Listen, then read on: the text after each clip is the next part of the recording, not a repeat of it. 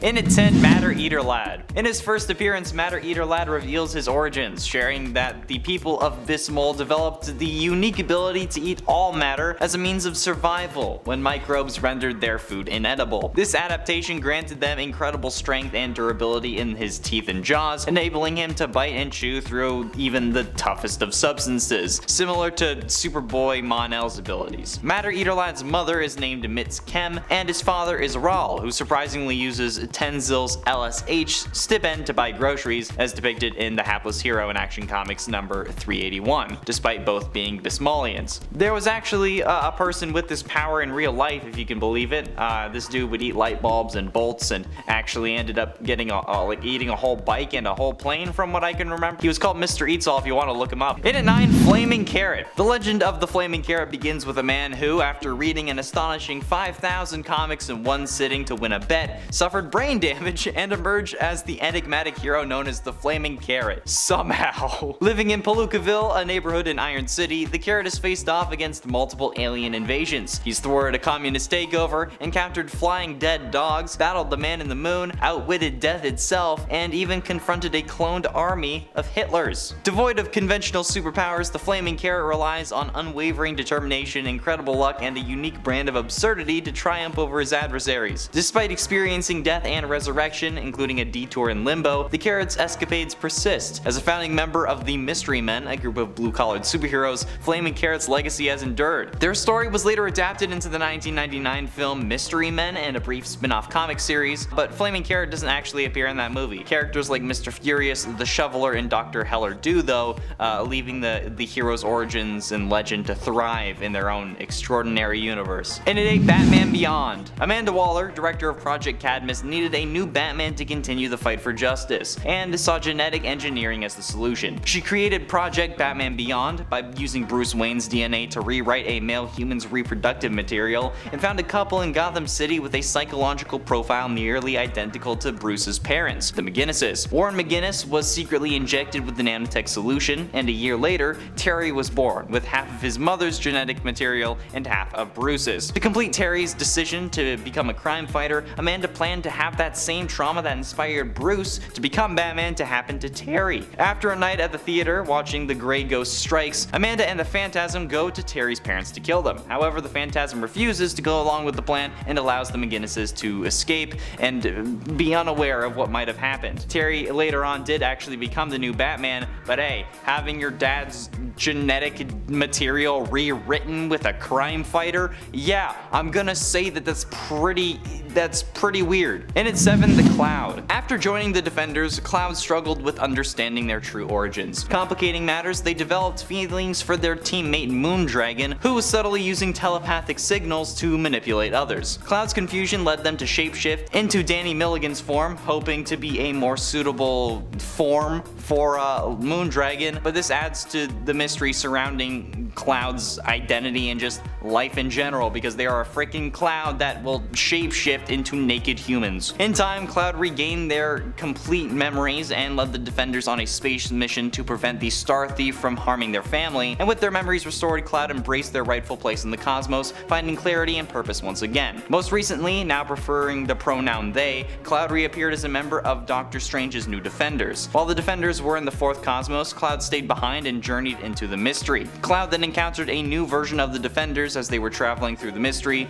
specifically the land of couldn't be, shouldn't be. And at 6, The Creeper. Jack Ryder, a former resident of Gotham City, finds himself fired from his political talk show when he fearlessly criticized his sponsors and refused to back down. Recognizing his detective skills, Chief of Network Security Bill Brain offered Ryder a job as an investigator. Ryder's first assignment involved locating Dr. Yats, a scientist captured by a local gangster, Angel Devlin, who is collaborating with communist powers. To infiltrate Devlin's masquerade party, Ryder seeks a disguise at a costume shop where he improvises a unique outfit with yellow lights, green trunks, red gloves and boots, with yellow makeup, a green wig. It's really weird. He even has like a sheepskin rug as a cape. Ryder completes his bold ensemble, and then at the party he confronts Devlin's henchmen and rescues Dr. Yats, but not without being injured. In a twisted turn of fate though, Dr. Yates injects Ryder with a chemical serum that enhances his healing, strength, and stamina, but also implants a tiny device under his skin capable of rearranging molecular structures and rendering his suit basically invisible until needed. But the comic explanation is that he can switch between his skin and his costume that he wore to the party at will, which is all kinds of strange. Halfway through into number 5, Ultra Boy. Jonah, known as Ultra Boy and hailing from the planet of Rimbor, is a member of the Legion of Superheroes with a wide array of powers, but he can only use one of them at a time due to his physical limitations. Originally, Joe was part of a gang called the Emerald Dragons on the seedy world of Rimbor. While traveling in his space speedster, not that kind of speedster, he was swallowed by an energy blast, a monstrous whale-like creature that devoured any life form in its path. Luckily, the Galactic Patrol cruiser saved him by cutting open the creature with a ray, but the radiation charged Joe's body, granting him incredible abilities like X-ray vision and more. Embracing his newfound powers, he became Ultra Boy and joined law enforcement efforts, leading him to be recommended for the Legion of Superheroes. At some point, Joe was thrown back in time to the 20th century and teamed up with Superboy, merging their minds to become Reflecto, but eventually he returned to the 30th century and continued his adventures as Ultra Boy in a Ford Ghost Rider. Johnny Blaze's parents were famous motorcycle stars alongside Craig Crash Simpson, who became like a father figure to Johnny after their death. Taught by Crash, Johnny was expected to carry on the legacy, but he resisted, disappointing his girlfriend Roxanne. When Crash fell terminally ill, Johnny delved into the occult in desperation to save him. He unwillingly summoned Mephisto, whom he struck a deal with to cure Crash's cancer in exchange for his eternal servitude in hell. Despite the deal though, Crash died shortly after, attempting a dangerous stunt. Grieving and seeking to honor his foster father, Johnny attempted the same stunt, but nearly lost his soul to Mephisto, and then he becomes Ghost Rider. Getting close to the end in number 3, Fat Man the Human Flying Saucer. Van Crawford, a wealthy owner of hobby shops and a hobby expert, stumbled upon a crashed flying saucer one day. To show gratitude for his assistance, the shape-shifting alien inside granted Van a drink that tasted like a chocolate milkshake, but was actually the substance used by the alien's race to transform into saucers. Now, possessing that same power, Van adopted the persona of Fat Man and fought evil with his newfound abilities. Along the way, he gained a teenage sidekick of Tin Man, who could coat himself in tin because of magic, and Fat Man's adventures led him to become the temporary king of Octagonia, a title obtained by spending $25,000, oblivious to the actual nature of the acquisition. If you're gonna be called Fat Man the Human Flying Saucer and your only power is to turn into a flying saucer and you're other than that just rich? Weird. But ultimately, in at number 2, Doorman. Dermar Davis, an ordinary American youth, experienced a personal tragedy when his mother passed away during his college years. After completing his education, Dermar responded to Dr. Immortal's call for costumed adventurers to form a team, leading him to join the Great Lakes Avengers. As a mutant with a remarkable teleportation ability, he became an invaluable asset to the team, providing them with stealthy entrances and surprising attacks by creating openings into almost any structure. And the reason that this is weird is because, like, yeah, sure, he's a mutant, but a mutant that can become a door? That's weird even by mutant standards. There's a dude covered in eyeballs, for God's sakes. Doorman is a class 10 teleporter, okay, and if you're confused as to what that means, his body is a portal to the Dark Force dimension, allowing for people or items to pass through him and walk through any solid object that the Doorman is standing against. When creating a door through an object, Doorman is often surrounded by floating black spheres that create an outline of his body and like on the opposite side of any object, so they kind of know where they're coming through. But becoming a mutant that turns into doors? Yeah. And finally, in at number 1, Hindsight Lad. Initially met with skepticism by the other New Warriors, Hindsight Lad proved his value when he rescued the team from the clutches of the Poison Memories. Utilizing Speedball's address book, he teamed up with the Night Thrasher to mount a successful rescue mission wherein the core members were captured and sent through time by the Sphinx. With the original New Warriors missing, Hindsight Lad and Bandit formed a new team of heroes called the New Warriors. Carlton LaForge, a computer nerd and misfit, discovered his neighbor Robbie Baldwin's secret identity as Speedball during an apartment crisis caused by Darkling's Dark Force. Carlton, a superhero enthusiast with no powers, demanded to join the team or he would expose Robbie. Reluctantly, Speedball and the New Warriors agreed, and Carlton officially became Hindsight Lad, who has no powers except the power of hindsight, being able to look back and say what they could have done differently. And that's why he's number fucking 1. Thank you all so much for watching. If you enjoyed, click the video that's popping up on screen now. Jeez, this was a weird one. Is that too meta? At number 10 is Black Bolt. Black Bolt, aka Blackagar Boltagon, yup, that's his actual name, had an undeniably tough start. Exposed to the Terrigen mists while still in the womb, he gained a staggering power, a voice capable of toppling buildings and even obliterating entire worlds. His arrival into the world wasn't subtle. His mere cries crumbled the structure around him when he was born. But from the moment of birth, Black Bolt was treated not as a person, but as a weapon of mass destruction. Isolation was his fate until the age of 19, and he was forbidden to utter a single word due to his uncontrollable power, spending the first 2 decades of his life in absolute silence. Now let's take a moment here to appreciate the image of a grown Black Bolt decked out in a superhero outfit sitting in his isolation chamber. I mean, come on dude, casual attire is an option. I mean, even the Joker doesn't wear purple at the Arkham Asylum. If you're enjoying this video so far, you can support this channel by pressing like, subscribing to Top 10 Nerd, and ringing that notification bell. Really appreciate it. At number 9 is Rorschach. Rorschach's backstory reads like a descent into a nightmarish abyss. A childhood entrenched in squalor,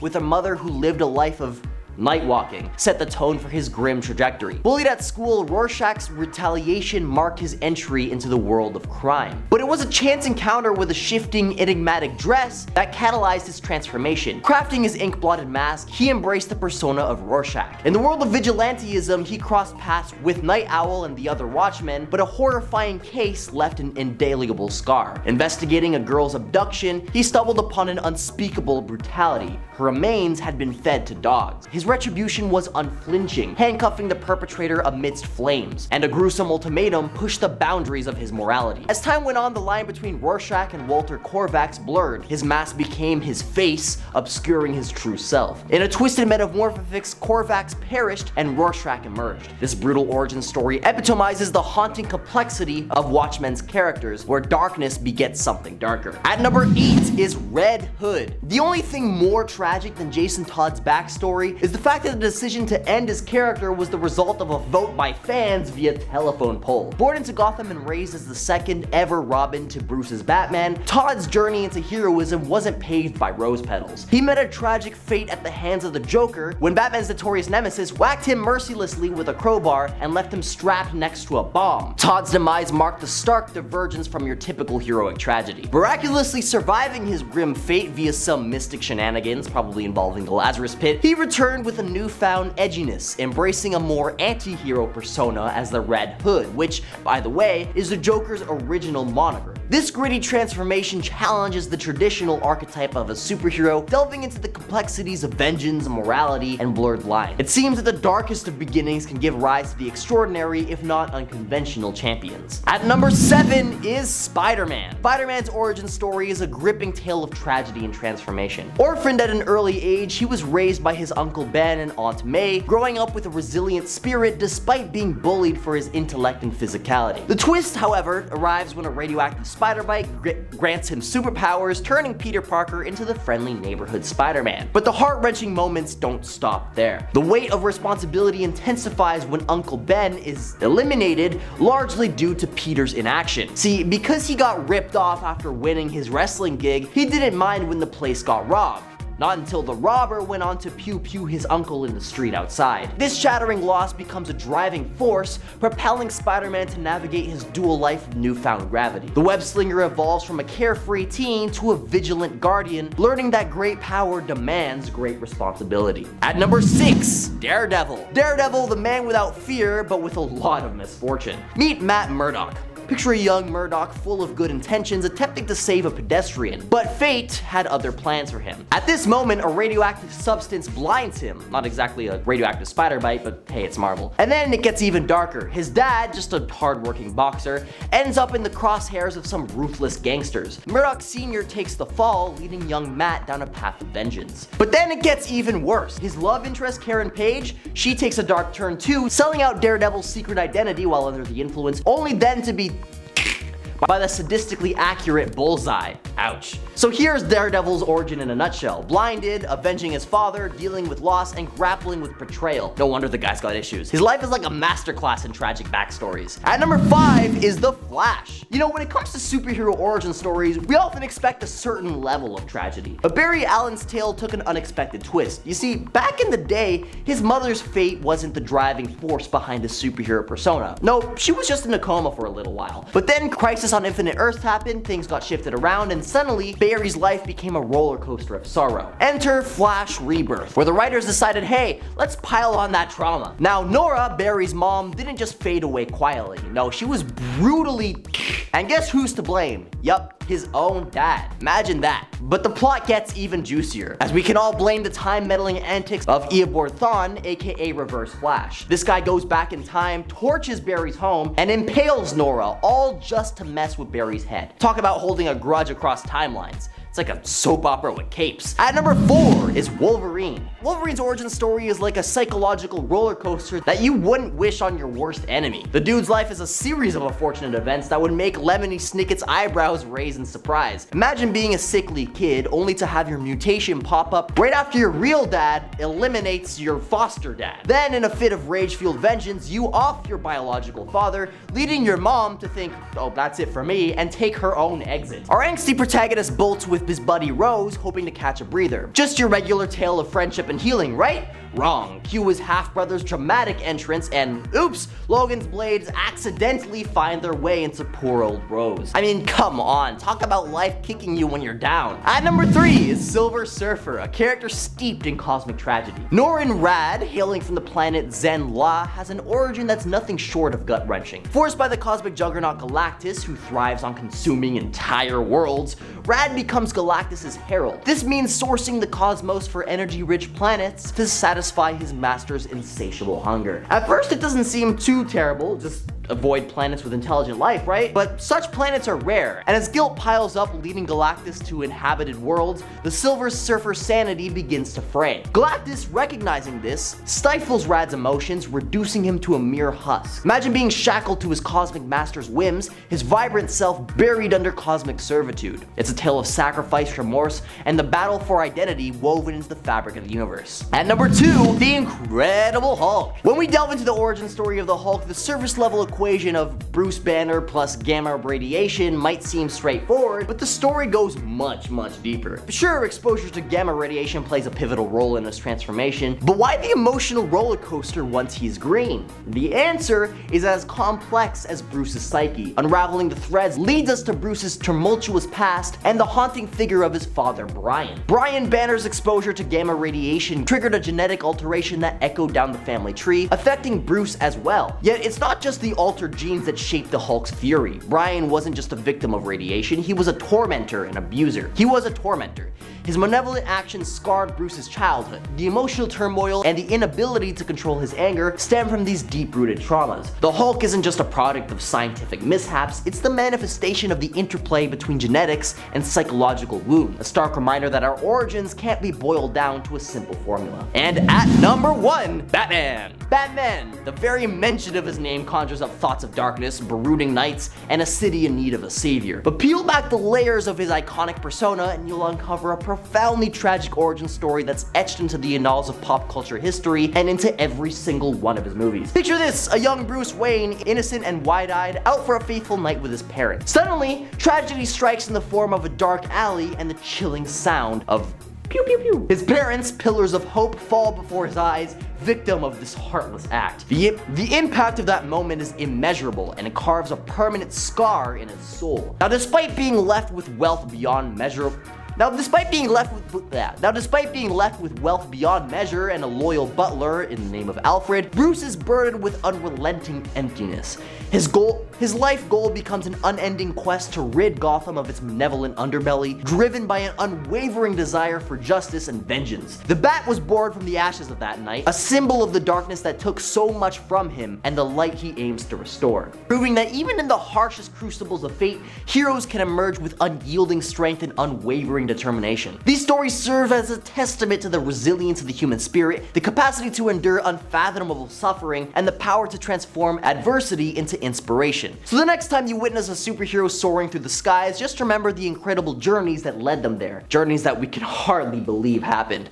Kicking off the list at number 10 is Ultra Boy. This one is interesting, as you'd be totally forgiven for laughing at this character, but then you'd have to say sorry, as you just insulted an incredibly powerful dude. Ultra Boy, or as he is known in his civilian guise, Joe Na, possesses many of the same superpowers as Superboy, including superhuman speed, strength, flight, stamina, breath, vision, and invulnerability, which he gained from being swallowed by a massive space energy beast, which is essentially a giant space whale, hence the biblical Jonah name. While he was inside the energy beast's stomach, the radiation inside altered Joe Na to give him superpowers. Now the only issue with Joe Na, and it's a big one, is that he can only use one power at a time. This means that if he wants to fly through space at super speed, he must wear a spacesuit to survive in the cold vacuum, or when using his power for super strength, he is not invulnerable and can therefore get tired, feel muscular pain, or even pull a muscle. Joe Na can switch these abilities almost instantly, but needs to make the conscious choice to do so, which honestly sounds kind of exhausting to me. I don't know.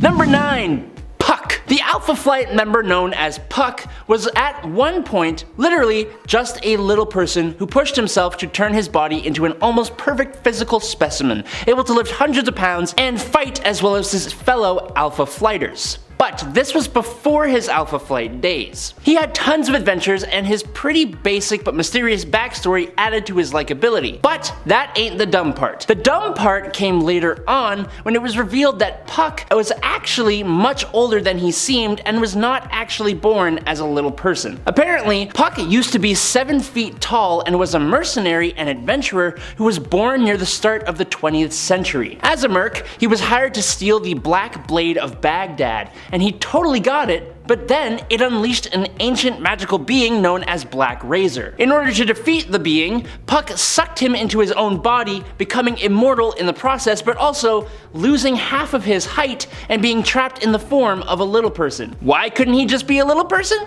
I don't know. Number 8. Elongated Man. When Ralph Dibny was a tiny little Ralph Dibny, he saw a contortionist at a carnival and he was instantly down to be able to be like that guy. Everyone has their own thing, okay? And for Ralph, his thing was trying to figure out how someone could twist and fold their body into all sorts of shapes like that. Obsessed with learning the secrets of the contortionists for years and years, Ralph figured out that all the contortionists he observed drank the same drink. Now it's not some crazy formula, it's not some kind of tea, but it was actually a popular soft drink known as Gingold. Now Ralph knew for the most part that it was just a coincidence that they all drank the same drink, but that doesn't mean he wasn't gonna bet everything on it. Ralph literally taught himself chemistry, which should be the superpower itself, and he used his newly found chemistry skills to create a super concentrated extract from the fruit that was the basis and heart for Gingold, the Gingo fruit. And what do you know? The super concentrated extract allowed him to make any part of his body stretch to ridiculous degrees. What's that I hear you say? Why yes, this does make no sense. Number 7. Wally West. Between roughly 1950 and 1970, 90% of superhero origin stories involved either chemicals or radiation. That's just how it worked. The Flash, we are all most familiar with, Barry Allen, became the fastest man alive when he was working at his forensics laboratory one night and a freak bolt of lightning struck his rack of chemicals and also Barry himself. In a stroke of luck, instead of completely frying the guy, the electricity from the lightning mixed with the unique and specific collection of chemicals and it gave Barry Allen super speed and access to the Speed Force. Now while that origin may give you some pause, it's a classic origin story and most of us has just come to accept it. Now, 3 years after the Flash debuted, Barry Allen was visited by Wally West, the nephew of Barry's girlfriend, Iris. Wally was a big Flash fan, so Barry took him on a tour of his lab, the very lab where he was struck by lightning. Well, what do you know? A rogue bolt of lightning struck the very same rack of chemicals, all of which were still stored alongside each other, and then the lightning struck Wally West. The electricity mixed with this apparent unique collection of chemicals, unique enough to have it happen twice, and can you guess what happened? Yeah. Wally West gained super speed and access to the Speed Force. It's not like it doesn't make sense for an event to produce the same outcome, but I guess lightning really do be striking twice, huh? Or we got lazy with the writing. You pick. Number 6. Black Condor. A young Richard Gray, who would go on to become the flying superhero Black Condor, was the only survivor of an attack by Mongolian bandits on him and his archaeologist family. Now, stuck alone and in the wild, the little Richard was taken in by a family of condors. In the same way Mowgli was taken in by wolves and Tarzan was taken in by gorillas. Unfortunately, Richard wasn't a bird. He didn't have the musculature or the feathers or anything really that allows him to take flight like his new family could. But what are millions of years of evolution compared to the human brain and a little bit of practice? Richard spent most of his life studying the birds until he actually managed to teach himself how to just fly. Oh, there was also the exposure to a radioactive meteor, but he truly believed he had taught himself to fly. Once he was discovered by a missionary, Gray headed back home to the United States, where he became the flying adventurer known as the Black Condor. He went back specifically though to save a certain US senator, but when it was too late and he just happened to look exactly like the senator, he decided to abandon the name of Richard Gray and instead took the politician's identity. I think Richard Gray actually just might be insane. Yeah.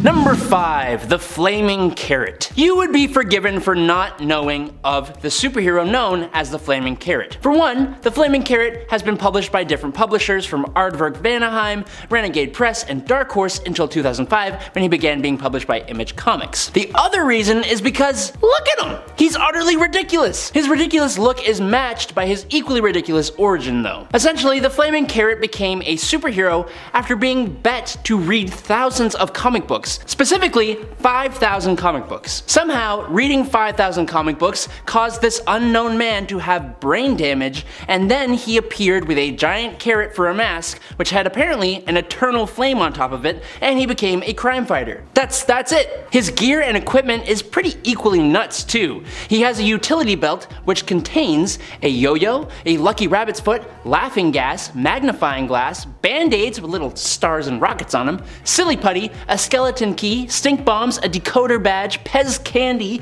a magnet, a bubble pipe, super glue, a wishbone, trading cards, invisible ink, sneeze powder, and fizzies. That's his gear, alongside a nuclear-powered pogo stick and flippers that he wears at all times, just in case he has to swim. 'Cause you never know. Number 4. Whizzer. Bob Frank and his father Emil were traveling through Africa when they both unfortunately came down with an extremely deadly illness. Needing a transfusion in order to save their lives, Emil made it a mission to find someone who would be willing to help them and to save Bob's life. Apparently, there was absolutely no one who could help them out. But then, to make matters so much more worse, Bob also got bitten by a very deadly cobra. Bob was not having a good go of things here. When that happened, a mongoose then just showed up and it introduced that snake to the afterlife. Of course, this must have been a sign, and Emil had the idea to use the mongoose for the transfusion instead of a human to save his son's life. Don't worry about how a mongoose and a human are completely different. He was going to save his son's life, goddammit, okay? He was gonna do it. Now, not only did the mongoose DNA running through his veins actually save his life, but naturally this had the added benefit of allowing Bob to now run at super speed. Apparently this was also just common information, as Emil explained it as nonchalantly as pouring a cup of tea. Later on, it would be revealed that Frank had natural powers that were just jump-started by the addition of the mongoose DNA, but of course, that's only after the writers realized how that makes no sense. Number 3. Fat Man the Human Flying Saucer. Once upon a time, there was a pretty ordinary, wealthy man by the name of Van Crawford. Van was an expert on all things hobbies, and he owned a string of hobby shops. Well, Van here just happened to be waltzing along when he spied, in his little eye, an alien flying saucer crashing into the Earth. Now, being such a nice guy, Van decided to clear the space for the saucer to land, even pushing over a tree to do so. Very nice. Crawford came face to face with an alien, and it turns out that this alien was the flying saucer he had seen. This race of aliens seems to be able to transform from their normal form into a flying saucer, which is honestly a pretty spectacular ability to have. Luckily for Van though, after the alien gave him a drink that seemed to look and taste like a chocolate milkshake, he also gained this awesome and unique ability to transform himself into a human flying saucer. It's honestly really fun and kind of super charming that I really enjoy it, and I think we can all agree that it's kind of dumb still though. Number 2, Spider-Ham. Hailing from a universe where all the Marvel characters are replaced with cartoon character animal versions of themselves, Peter Porker is Spider-Ham, a pig. Peter Porker was actually born a spider named Peter, and he lived in the basement lab of May Porker, a scientist who had created the world's first atomic-powered hairdryer. May Porker, using the atomic hairdryer, accidentally irradiated herself, and then she bit Peter the spider, which made him turn into an anthropomorphic pig, just like her, only with the relative powers of a spider. In his premiere issue, he would go on to do battle with Hulk Bunny, created when Bruce Bunny was trapped in an arcade cabinet and bombarded with gamma radiation. I wish I was making this all up, I really do, but it's also kind of awesome. Spider-Ham has most of the same abilities as 616 Spider-Man, only he has the rather unique ability called Spider Nonsense, which basically allows him to be more and more cartoony the more danger he is in, which is the perfect reason to have the wackiest nonsense happen that will save his piggy hide in some of the most imaginative ways possible. In at number 1, the Red Bee. The Red Bee from DC Comics comes from a time in comic books and the superhero genre when superheroes were really just pulp vigilantes who had some kind of really minor edge over the criminals they would be thwarting. Rick Raleigh was the assistant to the district attorney, and with this look at the criminal justice system, he grew tired of seeing criminals escape justice either through technicalities or because the court system was just too slow. Growing fed up, Rick decided he would create a costumed identity to bring criminals to justice. But as a normal, pretty intelligent guy with a flawless moral compass and a decent right hook, he didn't really have an edge over those he was facing. Enter Michael. Michael was a trained bee, like the insect that Rick would keep in his belt buckle. Rick was a unique kind of bee though. As we know, bees don't survive for too long after they sting someone. Luckily though, Michael had the advantage of being able to sting multiple times. Michael, coupled with Rick's fists and other equipment, would be the bane of villains everywhere, and thus the Red Bee was born. Number 10, Hitmonkey. Hitmonkey. Huh, oh man, I love Hitmonkey. Initially, Hitmonkey was just a monkey living up in the mountains until a human assassin wandered wounded into his clan. They took in the human and nursed him back to health. The monkey who had become Hitmonkey was nervous about the man's presence and at one point rebelled against his clan for their decision to continue to offer refuge to the assassin. Monkey violently struck out and was banished as a result. However, during his time away, he spotted other armed men in the wilderness and rushed back to warn his clan, but unfortunately he got there too late. They had all been killed in the attack, with the assassin also dying. Swearing to get revenge, Hitmonkey was born that day, as he wielded the assassin's guns and would continue to be guided by the spirit of the dead assassin, who helped him on his quest and also sought to resolve his own unfinished business through Hitmonkey. And friends, before we move on to our next spot on this list, if you love weird, wacky lists like this, click that subscribe button. We do a lot of cool stuff like this, and you're not gonna want to miss it when it does pop up. Number 9, Green Lantern. In part 2, we talked about the original origin of Alan Scott's Green Lantern, but now we're gonna talk about the amazing and also unbelievable origin of one of the newer Green Lanterns, Sojourner Malene. Jo has a fascinating origin in the sense that she was chosen to become Green Lantern for a sector of space known only as the Far Sector. That's how far out it is. It does not have a designated number, it's just Far Sector. Also interesting and unique is that Jo's Green Lantern ring that she was given is a special kind that is basically self-charging, doesn't need a battery, making it perfect for cases out in remote areas of space. However, while this is a great strength and some would consider this ring to be like one of the strongest, it can also be somewhat of a weakness because it actually takes time to recharge by itself, meaning that Jo has to be a little bit more conservative and creative at times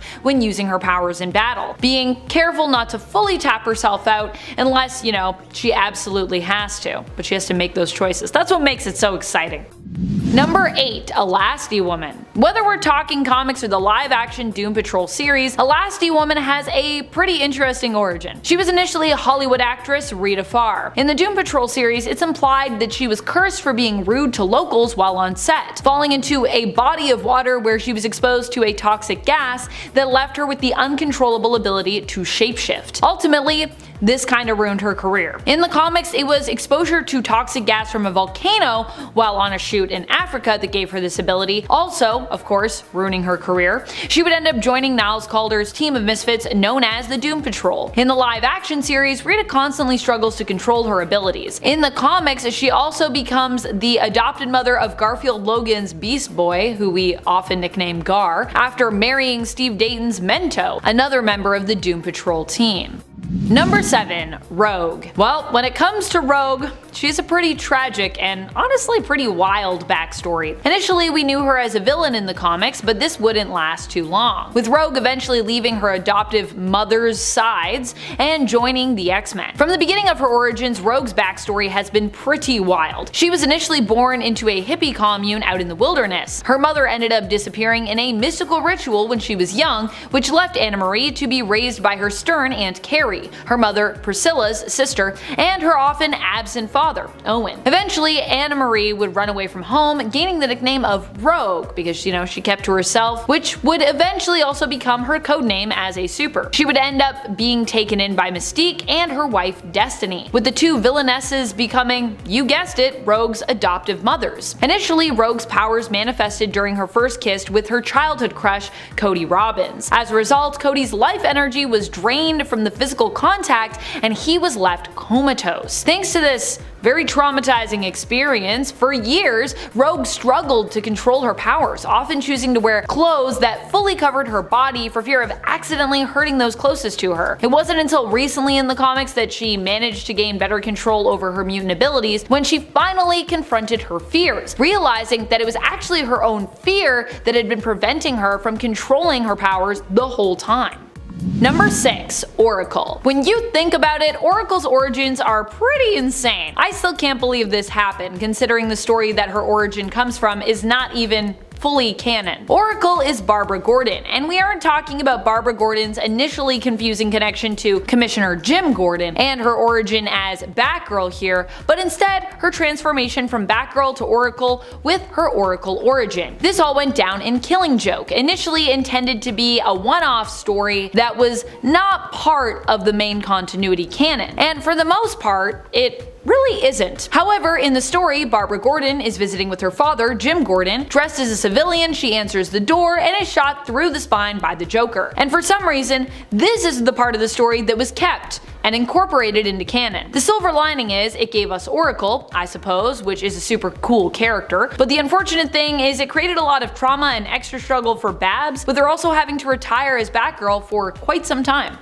Number 5. Red Hood. We're not talking about Jason Todd's origins as Robin here, instead we're talking about his origin as Red Hood. And I know that some may consider Red Hood to be more a villain at times or anti-hero, but 1. Anti-heroes are still also heroes, and 2. I would consider Todd's Red Hood more of a straight up hero right now than, well, anything else. I mean, he did switch from guns to a crowbar, it's still pretty brutal, but hey, progress! Jason Todd became the Red Hood after he was believed to have been killed by the Joker. First of all, this death was actually voted on by fans, which is a pretty wild marketing strategy and pretty crazy that that's part of this origin. And after he died, his death was considered to be one of the actual mainstay deaths in comics, with the 3 permanent deaths in comics at one point being considered to be Uncle Ben, Bucky Barnes, and of course Jason Todd. Evidently not so permanent, as 2 out of 3 of those characters have now, at this point in time,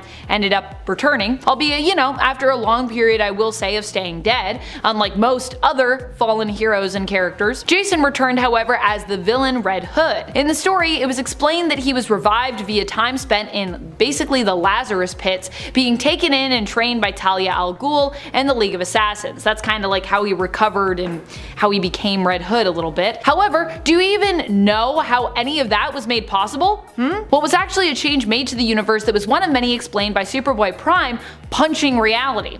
Yeah, even more bizarre, the punch actually happened in terms of the comics continuity, in terms of their release dates, after Todd returned. But that's explained by the fact that Superboy Prime's punch actually affected all of reality throughout time. So while it did happen afterward in terms of when the comics were released, it affected the past, which means Jason Todd actually came back to life 6 months after his death in the adjusted canon. which would actually even be like way back when. So people were like, but didn't this happen after? And it's like, yes, but like this actually doesn't even, it affects way in the past. Really?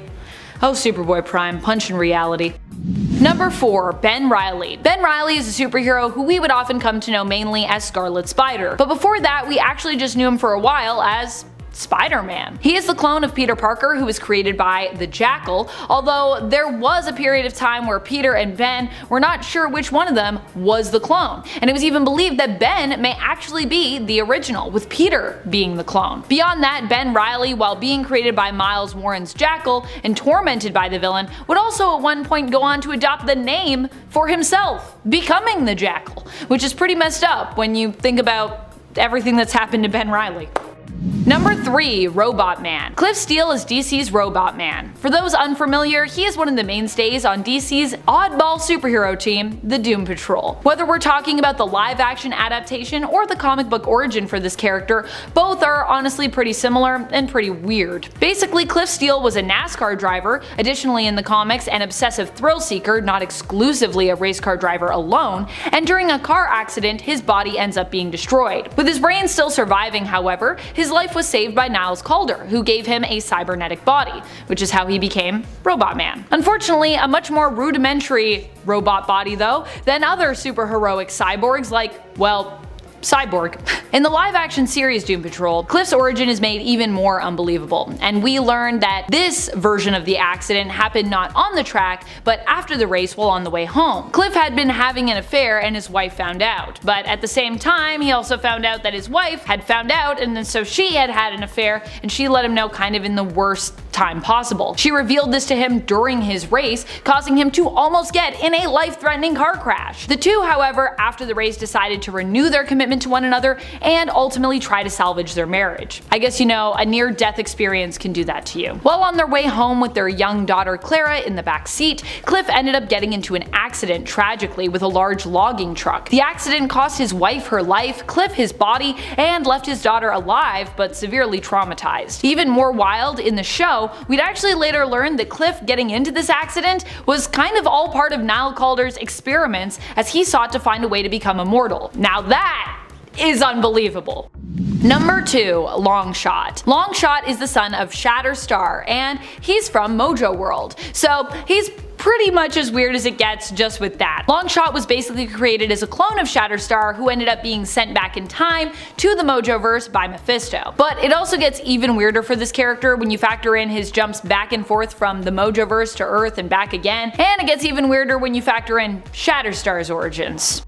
Number 1, Shatterstar. As I said, to really appreciate the mind-blowing nature of Longshot's origins, you need to know Shatterstar. So Shatterstar is actually the biological son of Longshot and another mutant with a weird origin story, Dazzler, who we talked about on part 2 of this series. Which of course means that Shatterstar and Longshot are in essence one another's fathers, in a way, with both their origins being tied up in what I would call a time paradox. I think that's what that is for sure. Longshot is Shatterstar's father, but after traveling back in time, Shatterstar's DNA would be taken and used to create Longshot, in essence also making him Longshot's genetic father. So yeah, they're both each other's fathers, they both exist, and they're both really confusing. Number 10, Deadman. Deadman first appeared in Strange Adventures number 205 in 1967, and while he is rarely if ever talked about in the same circles as most of the other origin stories on this list, I find his origin relatively unique and compelling. Boston Brand was a daring circus trapeze artist known for his gruff exterior that hid a heart of gold. This gruff exterior caused him to have a lot of people who disliked him. He was known for performing death-defying acts while dressed in a corpse-like mask, until one day, during his show, he was shot and killed by persons unknown. Due to him being well liked by the Hindu goddess Ramakrishna, Brand was allowed to stay on Earth as a ghost, so that he could help protect the innocents and track down his murderer and bring them to justice. He is invisible to pretty much everyone, but he has the power to enter the living and possess and control their bodies, which really sets his story apart from other heroes. His story is interesting because it tackles mortality as well as regret, and it is a catalyst for a lot of growth for Boston, despite the fact that he is a dead man. Number 9. Captain America. Captain America first came on the scene in late 1940 in Captain America Comics #1, featuring the hero punching out the leader of the German army almost a year before America entered World War II. His origin is beautiful in its simplicity. A frail man who has been deemed unfit for service in the US military desperately wants to serve his country, and agrees to undergo an experimental procedure that will grant him incredible abilities. Before the formula can be used to create more super soldiers, a spy destroys the formula and kills the professor who created it, leaving Steve Rogers as the only super soldier. He becomes Captain America, but his secret identity is soon discovered by a young boy serving as the regiment's mascot named Bucky Barnes, and Steve decides that the most reasonable way to deal with this is to bring the small child with him into an active war zone as his sidekick. The nuances of his origin have been explored more in the years since, but it is otherwise unchanged and was very faithfully adapted in the MCU film adaptation. Not so much in the weird 70s made-for-TV movie though. Interestingly, the first time we meet Steve in the comics is when he's undergoing the procedure, so we don't really get to know anything about his character before he is Captain America. Number 8. Wonder Woman. In her initial appearance in 1942's All-Star Comics #8, Wonder Woman's origin was that she was the daughter of Hippolyta, the queen of the Amazons. Hippolyta desperately wanted a child and prayed to the gods to bring life to a clay statue of a little girl that she had made. You know, like Pinocchio. Aphrodite granted her wish, and the clay became a real girl. She was raised as an Amazon, quickly learning and excelling in their ways. The Amazons lived in secret on Paradise Island until a World War II pilot named Steve Trevor crash landed. Diana saved his life and decided she wanted to come back to the world of man so that she could fight the Axis powers, as well as be with Steve, who she thought was a certified hottie. The Amazons held a competition to determine who would go, and Diana won, being allowed to go to the modern world and being given her iconic costume, tiara, and lasso of truth, and she became Wonder Woman. Her origin story has been tweaked several times over the years, with the time period changing and her being sent as an emissary from her island, but for the most part, it has stayed pretty much the same. Number 7. Captain Marvel. First appearing in 1940's Whiz Comics #2, Billy Batson was an orphan living on the mean streets. One day, a strange man in a trench coat approached him and told the young boy to follow him into an abandoned subway station. He did, and the man revealed himself to be a wizard, and took Billy to the Rock of Eternity. The wizard, Shazam, told Billy that he had been chosen to be the wizard's champion,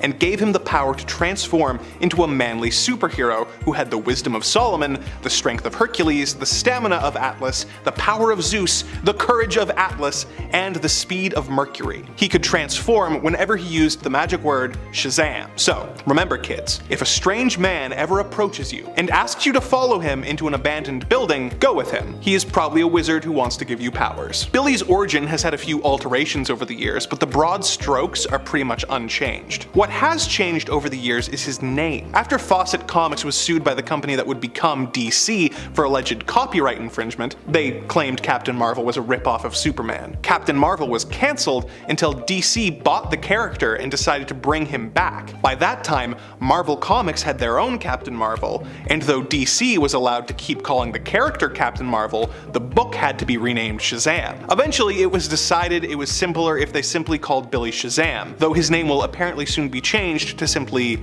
the Captain. Billy's origin is great as it is the ultimate child's wish fulfillment power fantasy. While children in comics at the time were relegated to sidekick roles, Billy was able to be the strong hero anytime he wanted with just the utterance of a magic word. His origin does a great job of tapping into a really primal desire, and it's one of my favorites. Number 6. Iron Man. Tony Stark was a wealthy weapons designer who was kidnapped by radicals. In the attack, shrapnel was lodged in his chest that would result in him dying within a week. His captors lied and told him that if he designed weapons for them, they would give him a life-saving surgery. Tony knew they were lying, but played for time, creating a metal chest plate that acted like a pacemaker, keeping him alive. Him and his fellow captive, Yinsen, secretly created a robot mech suit so that they could escape, but as it was charged charging up, their captors came to check on them. Yinsen sacrificed himself to allow Tony to survive, and Tony used his first Iron Man suit to take out the Cell and escaped back to America. He soon decided to become a superhero, but kept his identity secret for much of his history by claiming that Iron Man was actually his bodyguard. It's an interesting origin that has aged really well, all things considered, with it having a lot of thematic weight, tackling the idea of the consequences of the military-industrial complex, and Tony being one of Marvel's most flawed heroes. Number 5. Daredevil. Matt Murdock was the son of a boxer named Batlin Jack Murdock. Jack wanted his son to have a better life than him, and forbid him from ever fighting, making him study as much as possible instead. His unwillingness to fight earned him the ironic nickname Daredevil from his bullies. One day, Matt saw a blind man crossing the street and about to be hit by a truck. Matt heroically pushed him out of the way, but was struck himself. The truck was carrying a radioactive isotope which got in Matt's eyes, blinding him, but granting him heightened senses that allowed him to do incredible feats. He trained to be an incredible fighter and acrobat in secret, and grew up to be a lawyer. His father was paid to throw a boxing match, but decided to win the match and was killed by a villain called the Fixer. Matt took on the Daredevil persona to avenge his father's death and defend the people of Hell's Kitchen. In the 80s, Frank Miller reworked Matt's origin a bit, introducing elements like a blind mentor named Stick, but overall this relatively unique origin stuck, giving everyone one of Marvel's coolest heroes, while also providing representation for disabled people. Number 4. The Hulk. While testing his gamma bomb for the US military, Professor Bruce Banner realized that a teenager had wandered onto the test site, so he got him to safety but was caught in the blast himself. This changed him so that whenever he became angry, he would transform into the Hulk, a giant green, or gray, rage monster. The monster is frequently misunderstood and chased by the military, resulting in destructive rampages from the creature, but he has also tackled his fair share of supervillains, saving the world several times. The Hulk has changed a lot over the years, going from gray to green in his first few appearances due to printer issues, being transformed by the setting sun in his original stories, then using a gamma ray machine to control the transformations, and eventually having them be triggered by emotional stimuli. But the cause of Bruce's powers has remained consistent in the many years of the comics, with its atomic Frankenstein meets Dr. Jekyll and Mr. Hyde themes providing Marvel with one of its most unique and interesting characters. Number 3. Spider-Man. We're in the top 3, but really, any of these next ones could be number 1 depending on your personal preference, due to each of them being absolutely iconic. When a teenager named Peter Parker was bitten by a radioactive spider, he was granted spider powers, which he decided to use for personal gain, spending time as a wrestler and a television personality. One night, a thief ran past Spidey, and Spider-Man decided not to stop him, thinking it wasn't his problem. In a strange coincidence, the robber broke into Peter's home,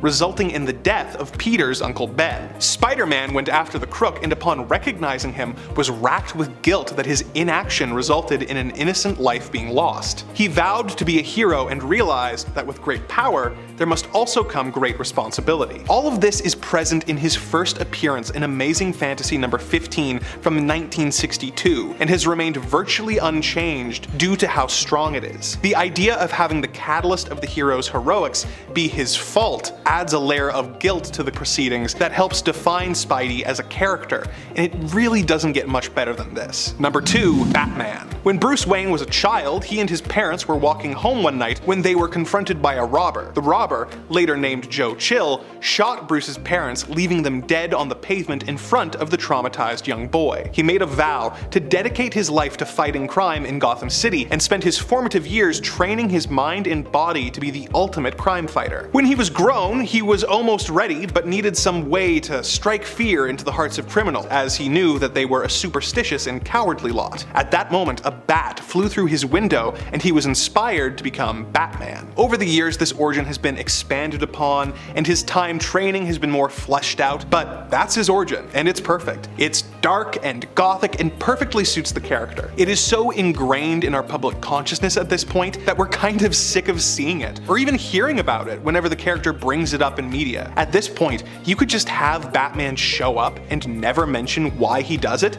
and everyone would still know. And that's the mark of a strong origin. Number 1. Superman. When the planet Krypton was about to be destroyed, one child was placed in a rocket and sent to Earth so that he might survive. Once on Earth, this child was raised by a kindly couple who taught him right from wrong. When he grew up, he decided to use his powers for good and be a superhero. Disguised as mild-mannered reporter Clark Kent, whenever trouble strikes, he becomes Superman. This origin was present in its broad strokes with the character's first appearance in 1938's Action Comics #1, which features the doomed planet and sent to Earth in a rocket elements. A year later in Superman #1, the story was expanded upon, introducing the Kents who took him in. And in the years since, the origin has been reinterpreted and expanded upon, but all of the initial elements are still present. Although, in her first appearance, Clark's mom is named Mary, which is funny because in the years since, they've made a pretty big deal about her name being Martha. I think this origin is one of my favorites due to how classic it is, but also the fact that it is essentially just the Old Testament story of Moses, showing how storytelling and myth has evolved over the years while still having similar themes show up over and over again. Number 10. Nightcrawler. Nightcrawler.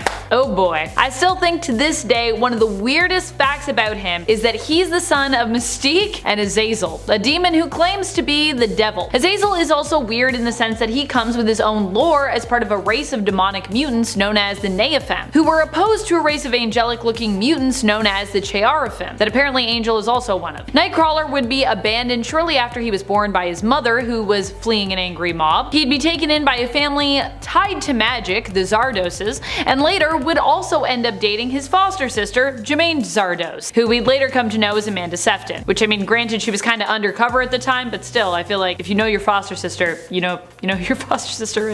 Don't think her being like, my name's Amanda, would change it for me. I'd be like, wait, but you look exactly like my foster sister. And friends, before we move on to our next spot on this list, if you love what we do here at Top 10 Nerd and you love when we talk about weird stuff, we have a weirdest playlist for you to check out, so go check that out after. Number 9. Booster Gold. Booster Gold is a time-traveling hero from the future, and from the look of him, you might not even guess this, considering that for a hero who should hail from a more advanced timeline, he often isn't known for being one of the best or the brightest. Booster Gold was actually Michael Carter, who was born during the 25th century in Gotham. His dad left his family when he was young to pursue his obsession with gambling, and leaving his family deep in debt. In order to help his sick mother, Michael would eventually also follow in his father's footsteps to earn the money he needed to help her get well again. His mother would end up being saved, but following the revelation of how Michael had gotten that money through gambling, was also shamed by her son's actions. Michael decided to make things right and set her on a path to make something of himself, and while working as a security guard at a museum, was inspired by the heroes on display there, stealing tech from the museum to travel to the past and become a hero himself, also using his knowledge of the past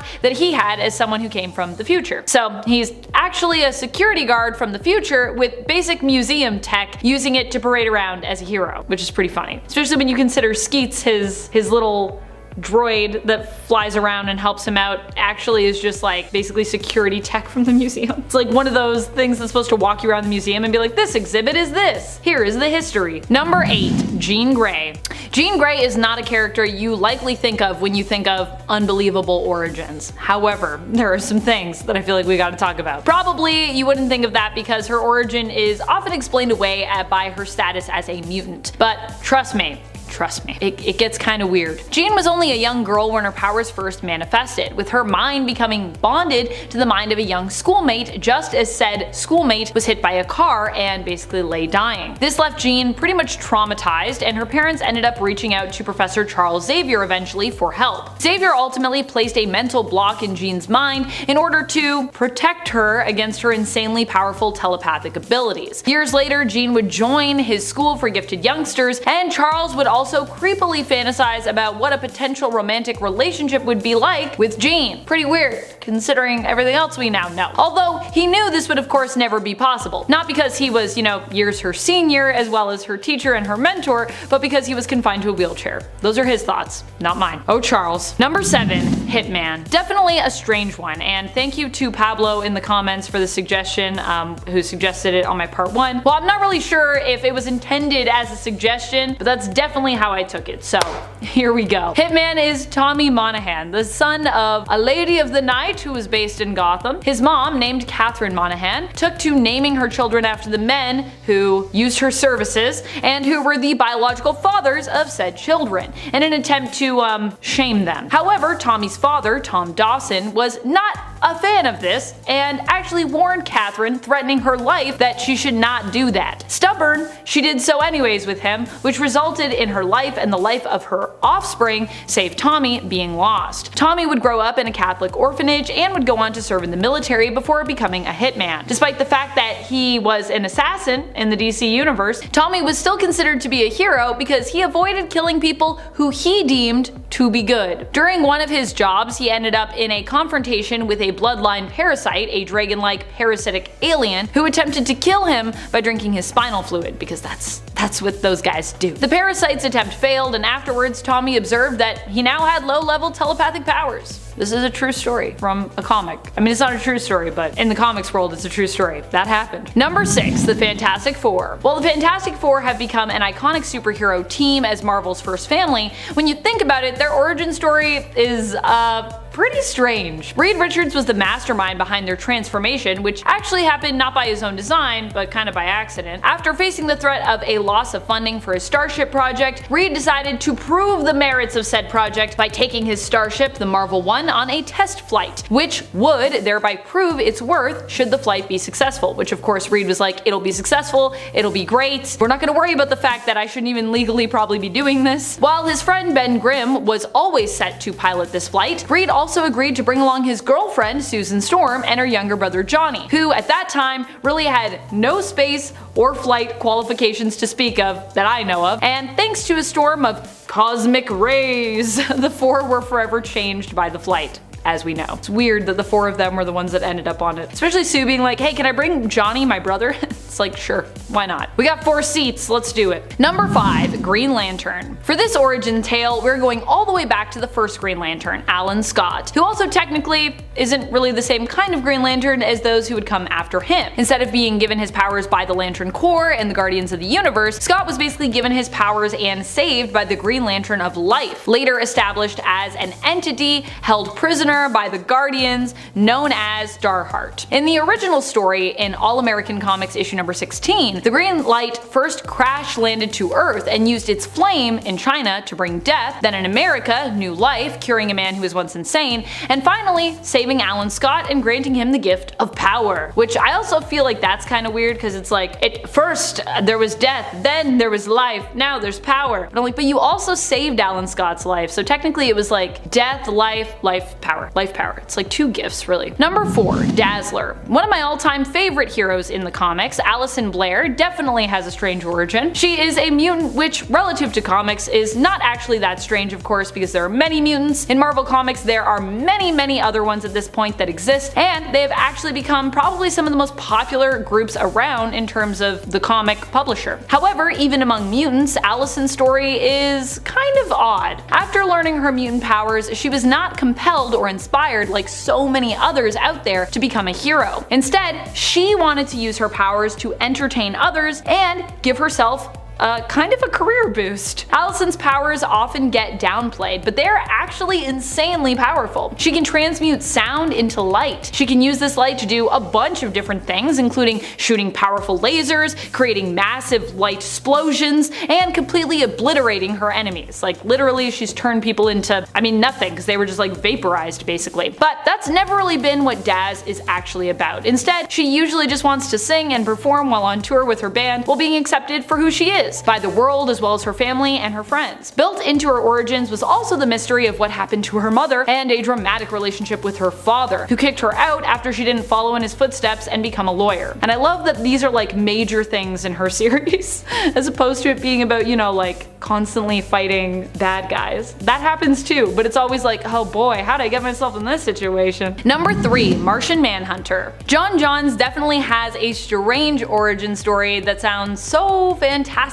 to imagine, especially when you consider some of the weird coincidences involved in it. He was born as a twin, highly unlikely in Martian culture. His twin, however, was considered a mutant, born without any telepathic abilities. As such, his brother, Ma Alefa Ak, grew up to hate his people and and created a virus to destroy them that infected Martians through their telepathy. On Mars, John was a police officer, and in an attempt to protect his family against this virus, he tried to convince them not to use their telepathic gifts, which they did try to do, but unfortunately that didn't work. This failed, and he lost both his wife. This failed, and he lost both his daughter and his wife, who went up in flames as the virus preyed on the Martians' natural fear of flames, intensifying it to the point that those infected would simply just burst into flames. Shortly after this, he was pulled to Earth via an experiment of Dr. Saul Erdel, who created a device in an attempt to communicate with aliens, aiming this device at Mars. The device reached across space and time and captured John, who was brought to Earth and made to forget this past trauma through Erdel. The two had basically developed a mental link, and Erdel used this to craft a different backstory for John, which was implanted in the Martian's mind. And he did this kind of as a kindness to help him get over everything that had happened to him. On Earth, John would disguise himself as a human police detective, going by the name John Jones. Number 2. Magic. Magic definitely has a pretty weird one when it comes to her origin, and I saw all y'all in the comments on part 1 being like, but where's Magic? Magic should be on here. You're right, Magic is pretty cool, and that's why she's so high up on this part. She is the younger sister of Colossus and Mikhail Rasputin. Initially, she was kidnapped and held hostage in exchange for the X-Men fighting to free Arcade from Dr. Doom's clutches. Once safe, she ended up moving to the US to live with her brother and the X-Men. However, shortly after this move, young Illyana was once again kidnapped, this time by the powerful demon lord Belasco, who sensed great power in her and took her to Limbo. Here she would be raised to become Belasco's possible heir and also his tool, with him exerting control over her.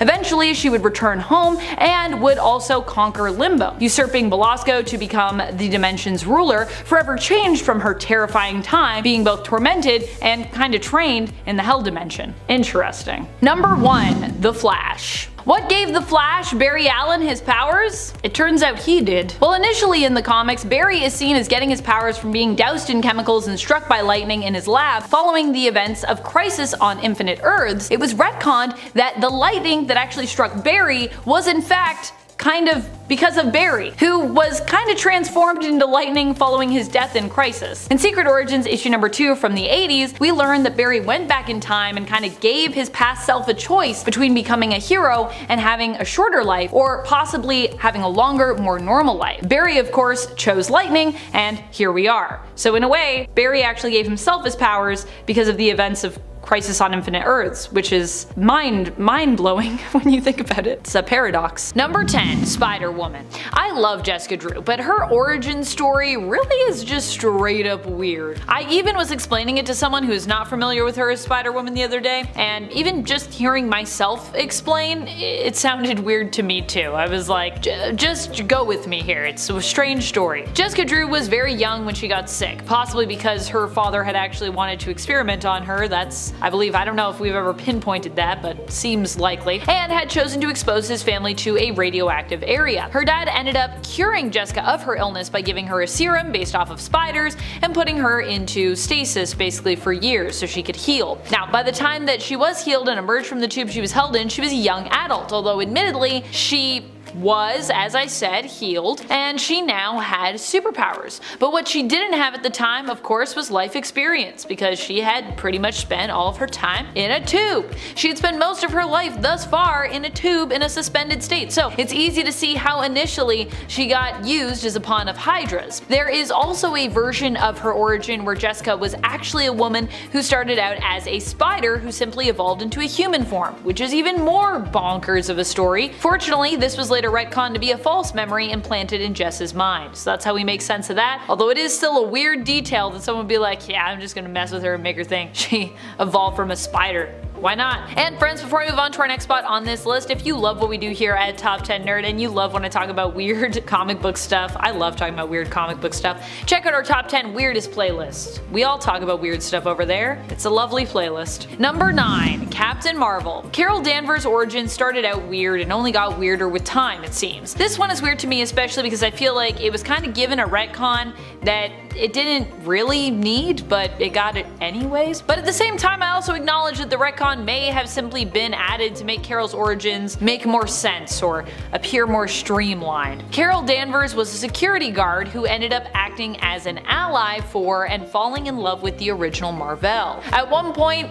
her life was endangered by Mar-Vel's vengeful rival Yon-Rogg when the device known as the Psyche Magnetron exploded. In that moment, Carol wished that she was more like Mar-Vel, and so she became as such, because that's what happens when you get caught in a Psyche Magnetron explosion. She ended up manifesting similar powers and adopting the superhero moniker Miss Marvel. Years later, Carol has taken up the mantle of her former mentor, Captain Marvel, which is why we know her as such now, and has also learned that apparently this whole time, on her mother's side, she was actually half Kree, which is the same alien race that Mar-Vel belonged to, which also, I guess in part, accounts for her abilities manifesting. Though I think it's kind of fine that like kind of a wishing machine just allowed her to have those abilities. I think that makes sense too, but half Kree, let's do it. Number 8. Bouncing Boy. Bouncing Boy is Chuck Tane, and not only is he ridiculous in terms of his own abilities and appearance, but so is his origin story. He's known for being a member of the futuristic superhero team, the Legion of Superheroes, or he's known for eventually being a member of that team. This team hails from the 31st century, where they're teen heroes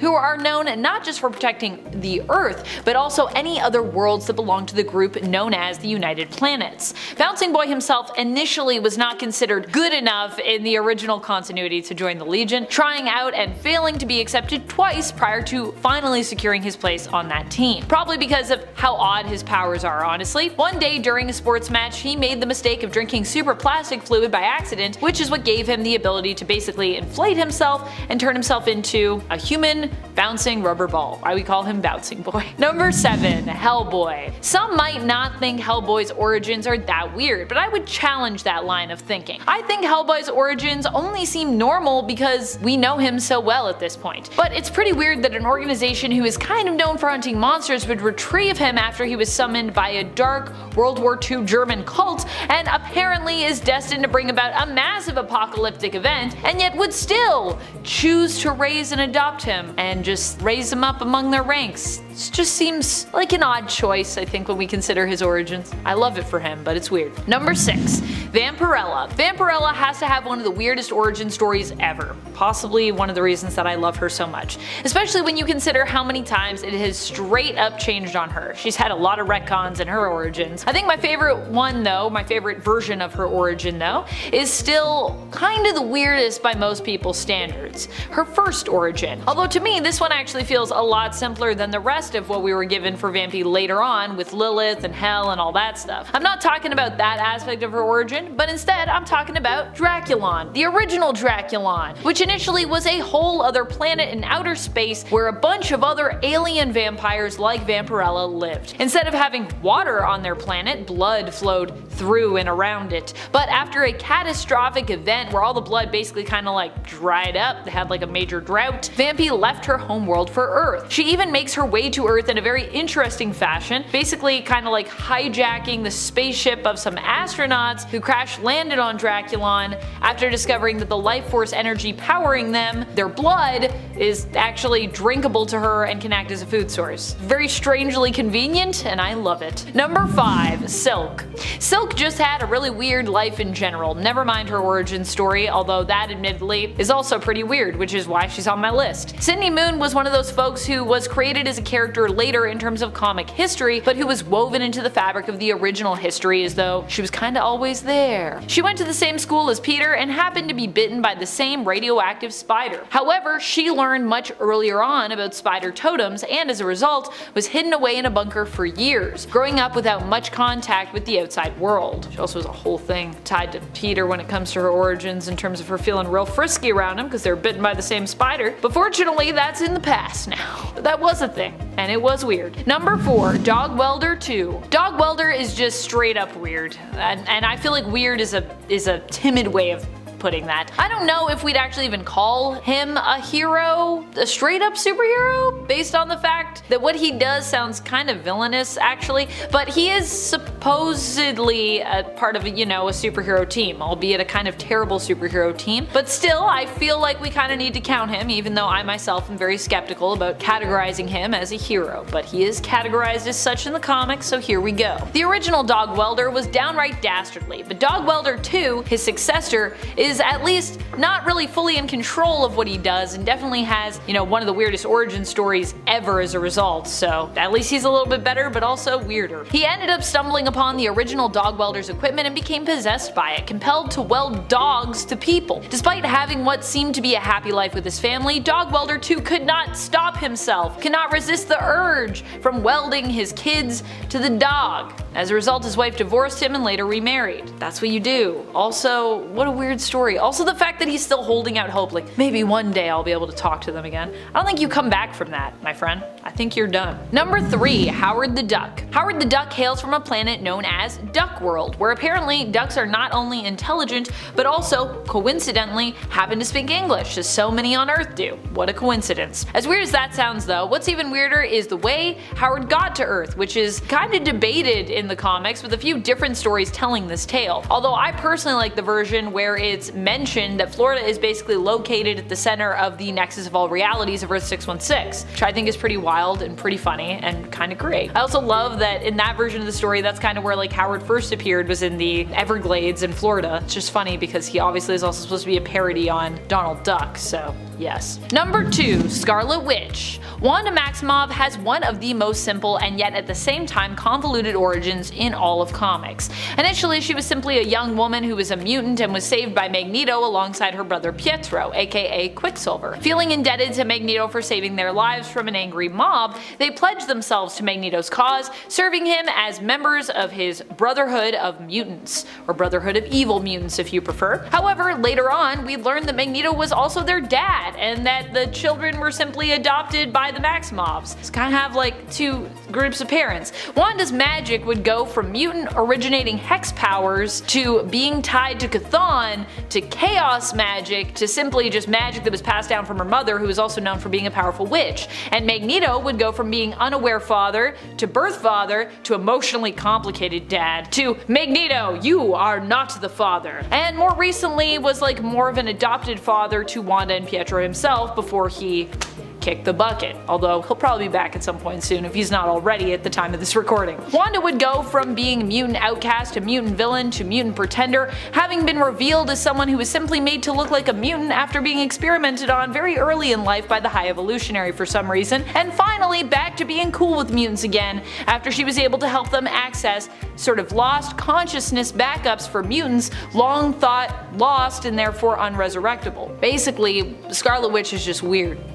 That's the only way it goes. Doesn't matter what part of the origin story we're at, it's crazy. Number 1. Jessica Jones. Jessica Jones is another one of those characters who is retroactively given close ties to other heroes, with her character having been created later on in the early 2000s. But if you thought Silk was wild, Jessica goes pretty crazy into that. She had a crush on Human Torch, went to the same school and was in the same grade as Peter Parker, and her dad worked for Tony Stark. What? She would end up being exposed to radioactive chemicals in a tragic car crash that the rest of her family perished in. During her first flight, where she lost control of her powers, Thor saved her.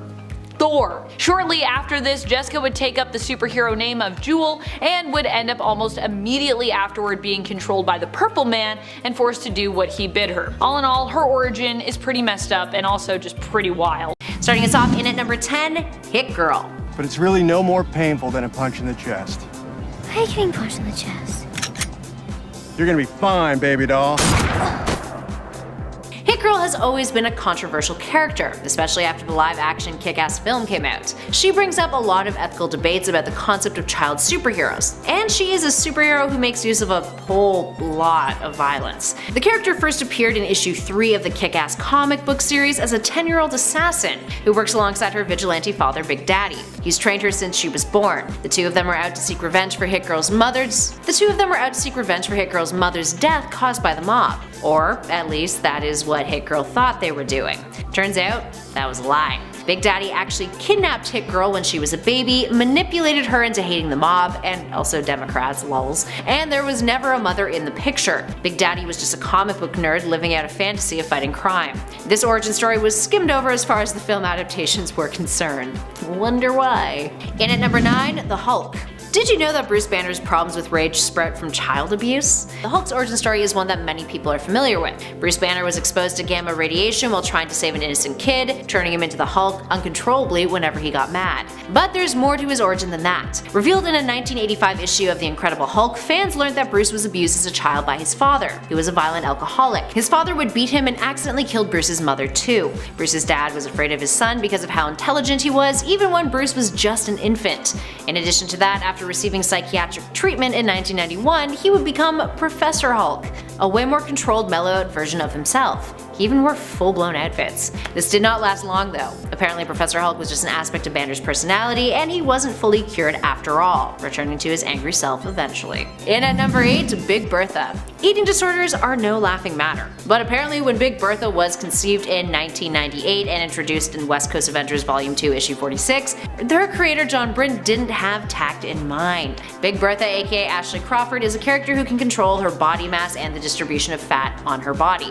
When she grows large, something that she did to gain membership on the Great Lakes Avengers team, she's Big Bertha, capable of lifting incredible amounts of weight. But when she's just doing her thing in day-to-day life, she's crafted a thinner body, turning herself into an actual supermodel. In order to return to her supermodel size, she throws up all of her excess weight. So yeah, that's bulimia, and that is a pretty thing to put in a comic, or at least in that light. In at number 7, Green Lantern, Kyle Rayner. You'd think with a hero as prominent as Green Lantern, DC would put a lot of effort into crafting an origin story for a new iteration of the character taking up the mantle, right? Wrong. Let's talk about Kyle's origin story. A very undeserved one, in which the character picked up the mantle from Hal Jordan, who'd been put through the ringer in leading up to 1994 with the Emerald Twilight story arc. Along came Kyle, a freelance graphic artist who randomly becomes a Green Lantern when he wanders out back of a heavy metal club to discover a Guardian dying there. The little blue dude starts speaking to Kyle, confuses the dude bro who thinks he's hallucinating. He's also wearing a 9 Inch Nails t-shirt, might I add. And he takes the ring, not even getting an explanation for what it really does. That's that. That's how he gets his ring. And at number 6, Harley Quinn. For a very long time, Harley Quinn was characterized by her abusive relationship with the Joker. As his devout follower and girlfriend, despite the affection often being unrequited, Harley Quinn used to be Harleen Quinzel, a psychiatrist who worked at Arkham and was manipulated so badly by the Joker that she lost her mind, became obsessed with him, and eventually allowed him to toss her into a vat full of acid to fully transform her into his lover and accomplice. In recent times, she's removed herself from the Joker, going on her own adventures as more of an anti-hero, and even developed a romantic relationship with her longtime pal Poison Ivy. Up next at 5, Gin Genie. Oh, Gin Genie. We've featured this more obscure superhero on several of our lists over the years, so longtime fans of her channel should not be surprised that she made it on this one. Created in 2001 and first appearing in X-Force issue 116, Gin Genie Becca Parker is an active superhero whose powers require alcohol in order to function. So she's always drunk, which you can imagine does complicate things in battle. She had pumped a mixture of different alcohols into her bloodstream, which somehow gave her powers that enabled her to create seismic waves, capable of leveling buildings. But her power does not work unless she's borderline blackout drunk. She also died in the same issue in which she appeared, so guess she wasn't that important after all. And at number 4, Jason Todd as the Red Hood. Created in 1983, Jason Todd was the second Robin, the replacement for Dick Grayson as Batman's ward. At first he was a strawberry blonde carbon copy of Dick, but after Crisis on Infinite Earths he got a revamp, becoming a morally ambiguous street kid who would disobey Batman and get into all sorts of trouble. He was so disliked that when DC decided to hold a phone poll that would determine his fate, some dude actually programmed his computer to call and vote a bunch of times in order to push the odds against Jason's favor. The storyline, 1988's A Death in the Family, saw Jason getting beaten to a pulp by the Joker with a crowbar. His death would cause great psychological damage to Bruce Wayne, and many comic book creators would eventually speak out about this, saying how it was a pretty terrible thing that DC would do that to a character. The way the phone poll was held and the story was handled was quite controversial. Fast forward to 2005, Jason Todd is resurrected. For years it was believed that he was one of the only 3 characters who would never be brought back from the dead, the other 2 being Uncle Ben and Bucky Barnes. But also the Winter Soldier then, is a thing now. At least Uncle Ben's still dead. His return was controversial. Many believed it was gimmicky, while others felt that it took away from the trauma that had really inspired some interesting characterizations in Batman since. And at number 3, Ebony White. Yep, it's a racial caricature. Ebony White was the sidekick of Will Eisner's The Spirit. Often portrayed as a young boy around the age of 12 years old, his age did fluctuate a lot. Towards the beginning of the strip, he was a taxi driver and sometimes the Spirit's personal driver. While we've never been given a full origin story, Ebony's first appearance was on June 2nd of 1940, driving a taxi, noted to be the Spirit's faithful young friend. His speech patterns are also harmful racist depictions of black people. Eisner made the way that he spoke similar to the way that the character Jim from Huckleberry Finn speaks, making him appear to be uneducated and trained to obey his white master. What's worse is how Eisner would later describe the character. I quote, "At the time, humor consisted in our society of bad English and physical difference in identity." So Eisner didn't even admit that it was racist, and has even discussed how Ebony has a slave mentality. It's just bad. Just bad. And at number 2, Barbara Gordon as Oracle. Although Barbara Gordon has an origin story about how the daughter of GCPD Commissioner James Gordon became a vigilante and a member of the Bat family, the more controversial origin story of hers is when she became Oracle. Barbara has been kicking around since 1967 when she first appeared in Detective Comics issue 359. But it wasn't until 1989 that she took up the mantle of Oracle after she was paralyzed by the Joker in Batman the Killing Joke. That is where the controversy lies. The character was unnecessarily shot and crippled by the Joker and implied to be sexually assaulted as well, as a means to prove a point to Batman and screw with James Gordon. She was a mere plot device. According to Alan Moore, who penned the story and has since expressed regret concerning the treatment of Barbara in it, editor Len Wein has been quoted as saying, "Yeah, okay, cripple the when Moore had asked about approval for the story arc." Speaking of things that are incredibly offensive, that brings us to our final number on our list. And at number 1, Tyrock. Tyrock is one of DC's first black superheroes, which is definitely something to be admired, except for the fact that most of his stories, including his origin, were incredibly racially insensitive. Tyrock, whose name means Scream of the Devil in his native language apparently, was a member of the Legion of Superheroes who has a reality warping scream. The character, created by Cary Bates and Mike Grell, was a racial separatist. Instead of just having the character be a hero who just so happened to be black, they made a big deal about his race. Tyrock hails from a fictional island called Marzal, which is filled with former African slaves who hate the Legion of Superheroes. They're segregated on the island. And when the Legion visits the island, Tyrock tells them, I quote, "Racial prejudice died out long centuries ago, but perhaps the Legion is behind the times." That was in the 1940s, people. That is some up stuff coming from white writers and white editors at DC. On top of that, co-creator Mike Grell was rumored to have hated having to create Tyrock, so he deliberately made him look ridiculous. I quote, "I gave him a silly costume. It was somewhere between Elvis's Las Vegas costume and something you would imagine a pimp on the street corner wearing."